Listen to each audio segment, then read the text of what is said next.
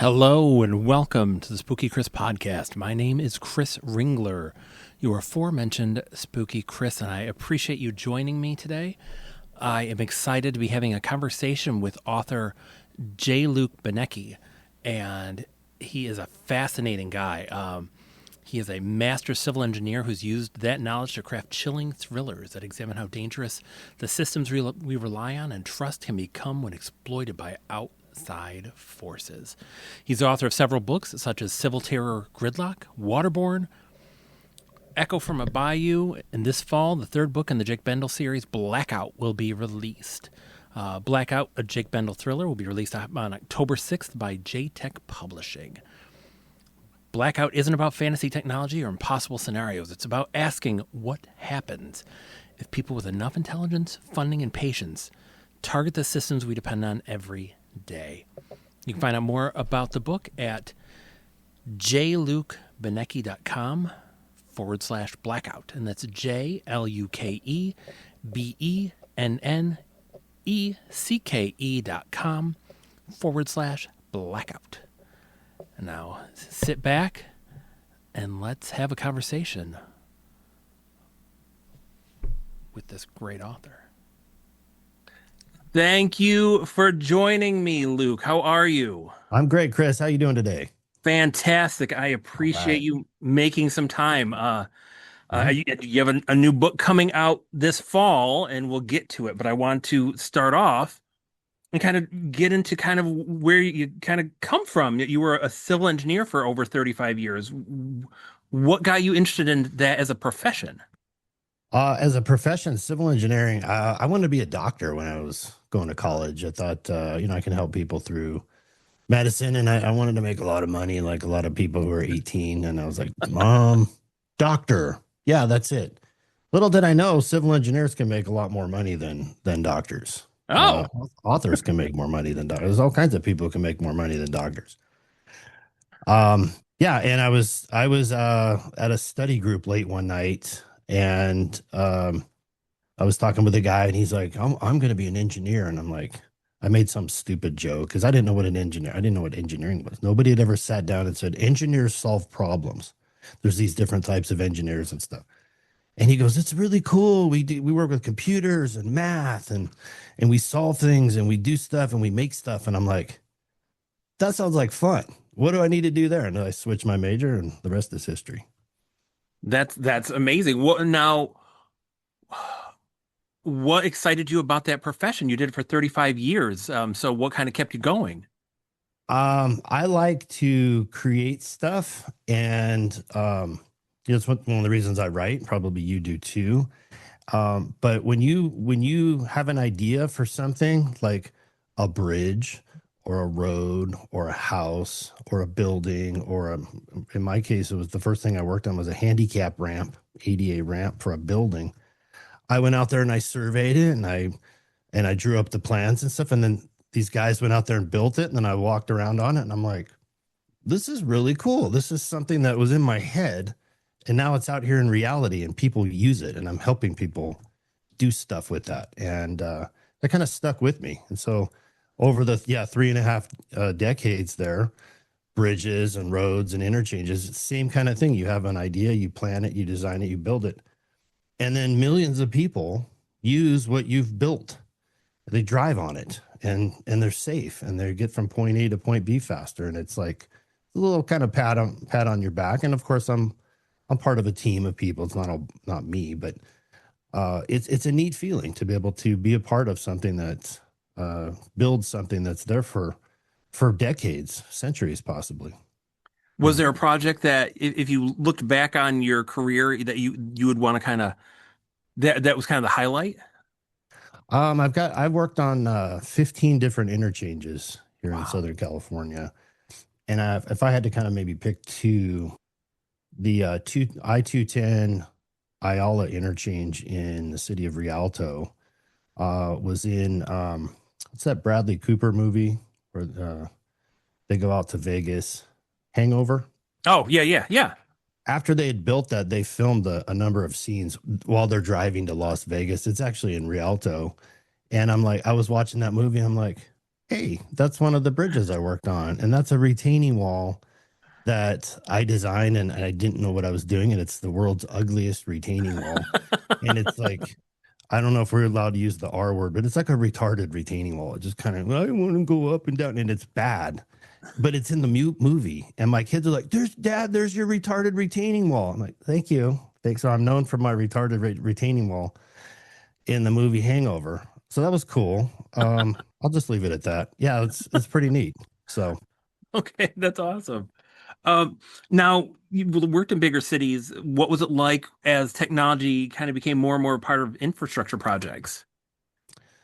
yeah, great question. So when I started out in the early 90s, we were still doing drafting by hand. So it was, vellum paper and mylars, and everything is done by with paper and pencil basically. And as I progressed, we had this new thing called CAD, computer aided drawing, and then you had computer aided design, and started getting into 3D models at the late 90s. And now everything, a lot of the guys coming into the industry now, they don't know how to draft by hand. They just, this is all they know, and it's way more powerful as a tool. And it's been neat to see the computer aided drafting and drawing and design systems come online for all different sorts of civil engineering projects, whether it's roads and freeways and bridges like I've worked on, or housing developments, or parks, or train stations, or water systems, or whatever. It's been fascinating to kind of just watch that progress over the decades. Is there a technology you see kind of, well, I guess the elephant in the room would be AI, but like a technology Yeah. that's really going to take over the industry?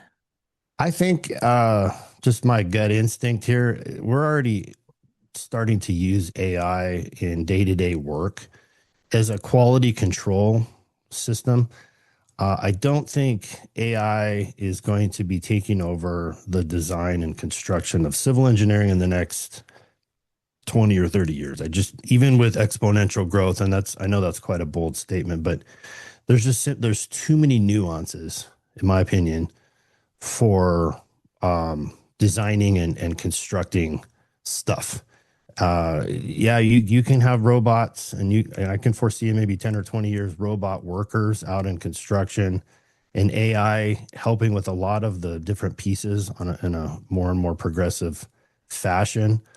But you're still going to need somebody there cognitively to kind of oversee and make sure. There's just so many pieces for safety and the operations and the efficiencies, and this isn't like a computer program where you're clicking a button and everything's digital. This is real world stuff. This is real concrete and real rocks and real safety hazards and real steel and real welding. It's the people who build bridges, contractors, it's a lot of work. And there's a lot of different components that go into it. So the complexity, I think, is something that would be a significant hurdle. I think AI or AGI would eventually get over it, but not anytime soon. Okay, right on. Yeah. Now, what first got you interested in writing? Oh man. So they say, and you go through part of your life and you're not an author. And then at some point in time, you go through a transition and you're like, I could be an author. I can write at least one book. How hard can it be? And everybody goes through that because you're 5. You're not writing when you're 5. So somewhere between the age of 5 and when you're dead, you say, hey, I think I can be an author. And so for me, that was in 2015. And I had an idea for a book. And I was thinking maybe the self-driving cars were kind of coming online, and I started catastrophizing, and I tried to go into the future a little bit, and what if this and what if that. And I thought, I'm a decent writer. uh I have decent ideas, and I'm pretty good at writing emails and technical reports and stuff. I could write. Now, how hard could that be? So I know you might have heard this story before, but I bought the How to Write Novels for Dummies, and I ate that up and highlighted that and everything. And I figured that's all you need to know. That's all you need to know is how to write. Everything you need to write is to know about writing is in that little book. But that's really only about like 5%, 5 or 10% of what you need to know. And it's a lot of, as you know, since you've published so many books, it's a lot of work to get to the point where you finally have your own voice. And you just don't know that at the beginning. So people can tell you, oh, you don't have your own voice. You sound generic, or you sound like so and so or whatever. It's not unique.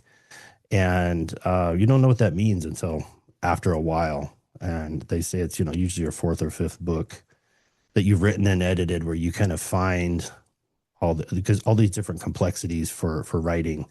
And how many times do you use italics for what somebody's thinking if you're writing in third person, for example? Or how often do you like to use dialogue, and do you use lots of dialogue tags or none, or all these? There's hundreds of variables, and so you will form your own voice over those first 4 or 5 books.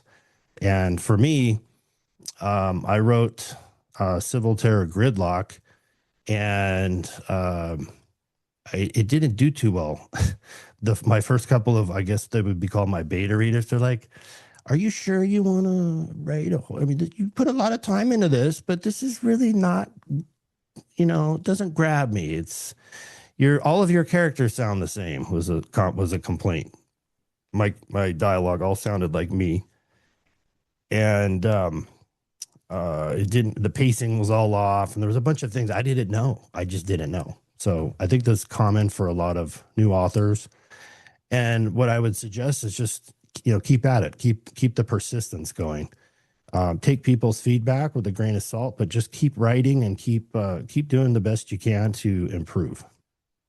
Amazing. That's fantastic. Thank you. That was Yeah. I try to ask folks kind of if they have advice, and you get right to it. Yeah.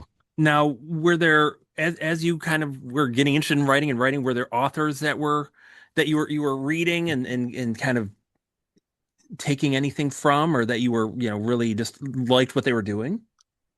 Yeah. I about 10 years before I started writing, I really got into that Dan Brown book, The Da Vinci Code. And I think Dan does a great job of making writing look pretty easy. He just sucks you right in from the first word. And he's got conspiracy, and he's got the pacing just spot on. And he's got these puzzles in the story. And so you're thinking while you're reading. And these characters, they all sound different, and you don't know where the plot is going. And there's these twists. And he does so many things in that 400 and whatever pages. And I got done with that, and I'm like, that is an experience. I feel so good after reading. I couldn't wait to pick it back up every day when it's time to read. So that was something I wanted to kind of shoot for in my writing career. I want people to have that same type of experience.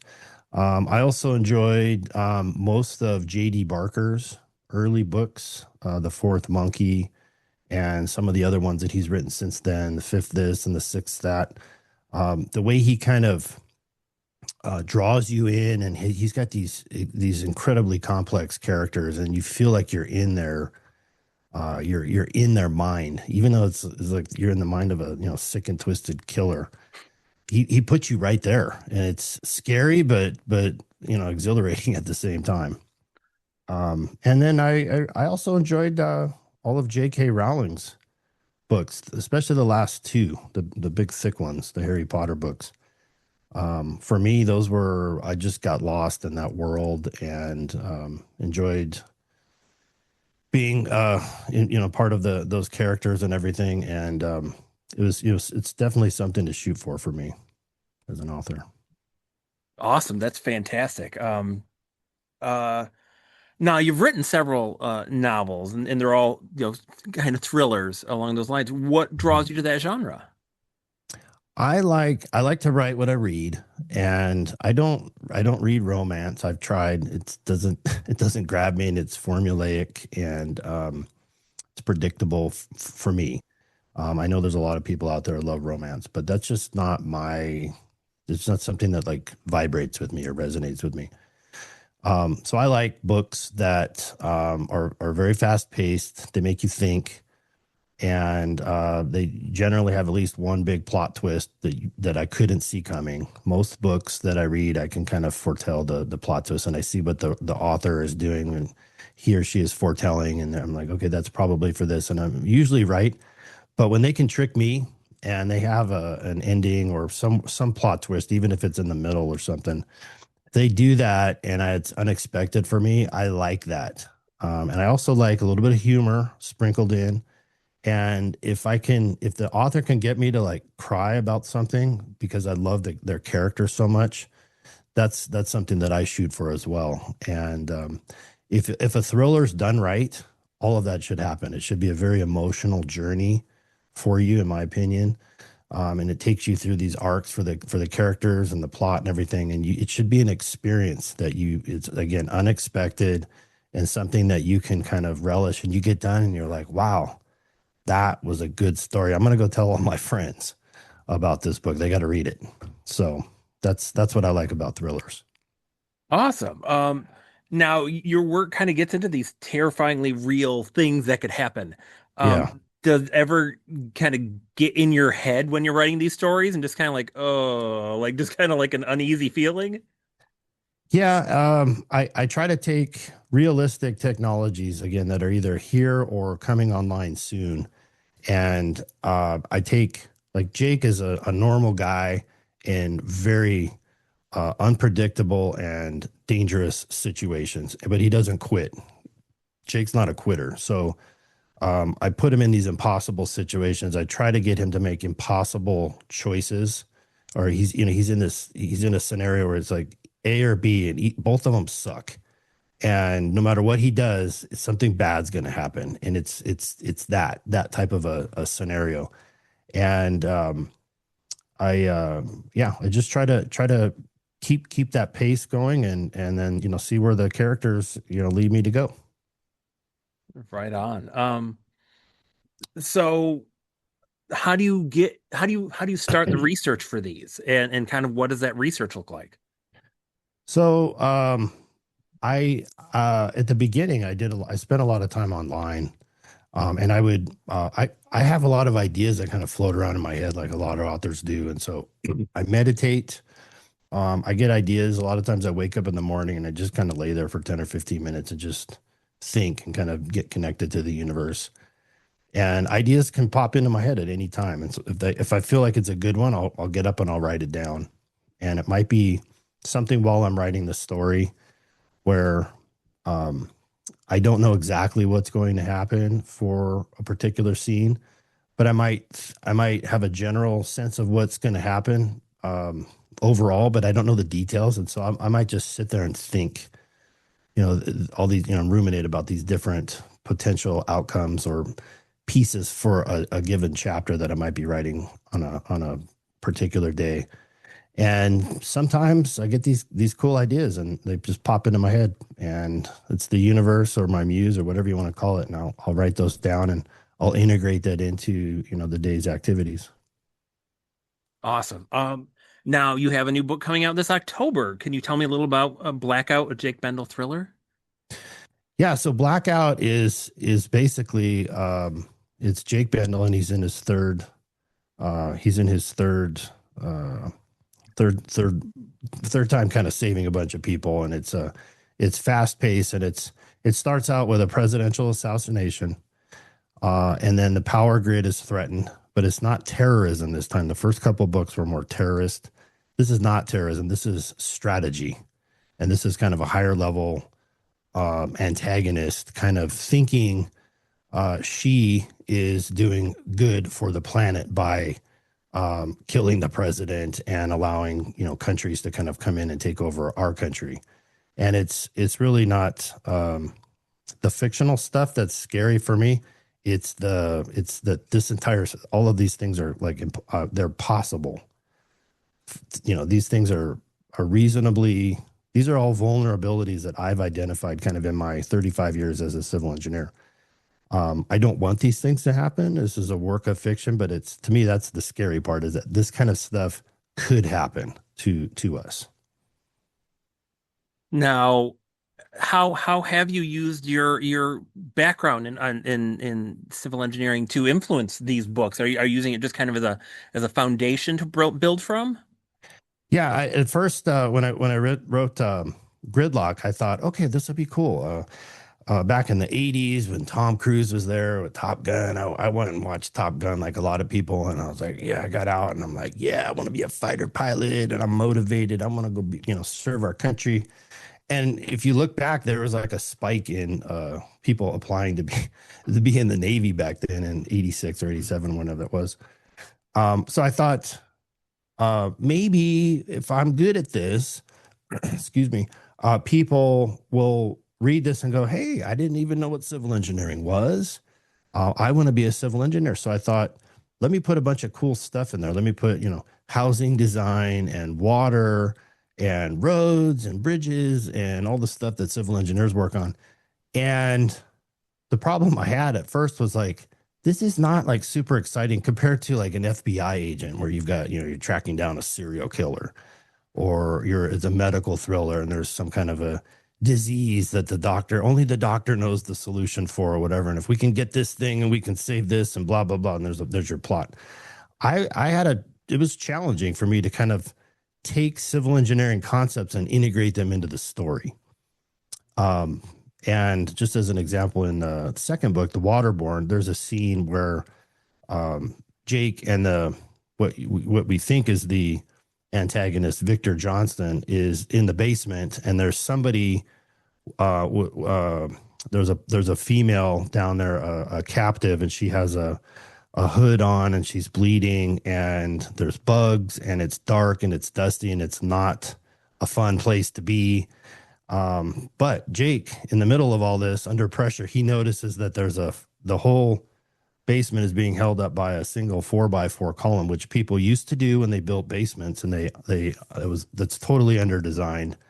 And so there's a huge load on that one column. So he's like, okay, I calculate if I have this many bullets and I can chip away this much wood in each, if I can fire at this, and boom, boom, boom, boom, and he starts chipping away at this, and then the beam buckles and it collapses, and he's able to kind of save the person and move on.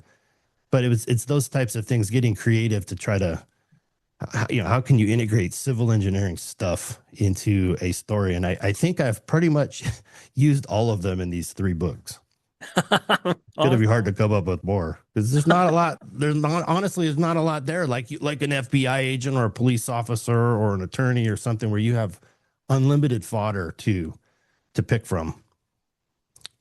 Now you've come back to Jake Bendel as a protagonist. Now, what draws you to him?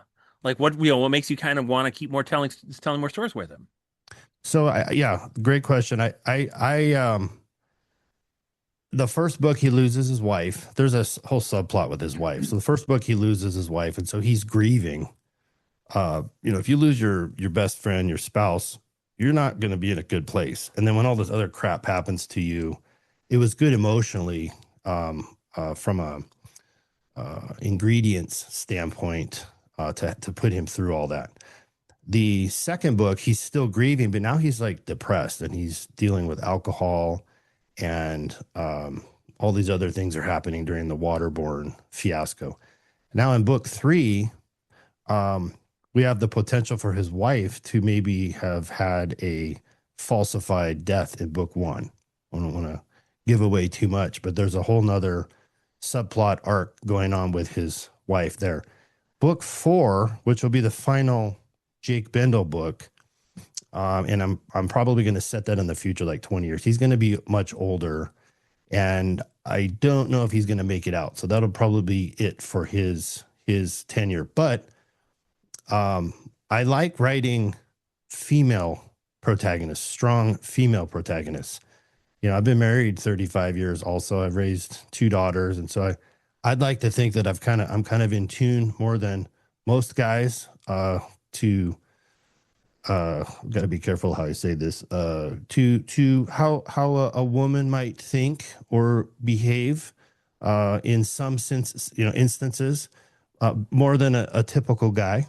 Maybe I'll just leave it at that before I put my foot too far in my mouth. And I'm gonna have a spin-off series where we have like Jessica or Jessie. I don't have her name yet. She's going to be mentored by Jake, and she's going to be in her mid 30s, and she'll continue the civil engineering adventures. Awesome. That's fantastic. So, what do you hope with this book and your other books? What do you hope folks take away from after reading them?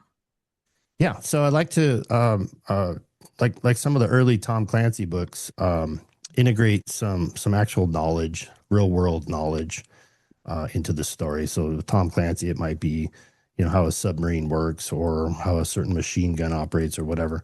In my books, you're going to learn a little bit about the civil engineering field and how we kind of think and operate. And a lot of it is kind of behind the scenes. We drink water, but we don't know how our water gets to our tap or to the toilet or to the sink or to the shower. We don't know what happens after you flush the toilet. Not that you need to know all that. We don't know what keeps the house from falling down. We don't know what keeps the building standing upright in heavy winds or earthquakes. So I kind of give you a little peek behind the curtain on that. But that's kind of to satisfy your logical mind. I also hope that you come away engaged with my characters and rooting for the protagonist and rooting against the antagonist, and are thoroughly satisfied that you had an unexpected read, and you'll tell all your friends about it. It was like a really cool emotional experience for you. Awesome. Have you had many opportunities to read or to kind of touch base with readers or meet fans and kind of connect with them? Yeah, the my first publicist, my first experience with this was 2018. I went to the Javits Center for, I think it's called Book Con. President Clinton was there and James Patterson doing they had their book, The President's Daughter, at the time. And my publicist called and they're like, "Hey, can you get out to New York? I'm out by LA." They're like, "Can you get to New York by Saturday? We'd like to have a book signing with you at our booth, and we have 100 of your books, and we're going to be giving away 100 books." And I flew out there, and the next day I sat there and I watched the author in front of me sign 100 books because I'd never signed books before. So they're like, "Yeah, don't use a regular pen, use a Sharpie." I'm like, "Okay, Sharpie, got it. And this is how you sign, and you do this and that." And she gave me some cool tips. So and then I sat down and was like, feet to the fire, thrown in the deep end, and I met 100 readers, all signing and finding out what they're interested in and stuff. And that was like a really fun experience. And then every book launch that comes out, we have, a book signing event, and people show up, and it's a chance to meet readers, and they tell me what they liked about, the previous books, what they're looking forward to in this one, why they like what I write, things like that. And so that's one of the things that kind of motivates me to keep writing. That's awesome. And I think you kind of hinted at it. So what are you working on next? Is it the final book for Jake, or is That's that in yeah, the that future still? yeah, that's out there. But I have my agent has 3 books right now Oh that are out wow. on submission. So, and then I've got 3 other books that I'm working on simultaneously. So, I have a book called The Duplicity Design, which is all set in Big Bear. It's a thriller, but it's also being called like light horror.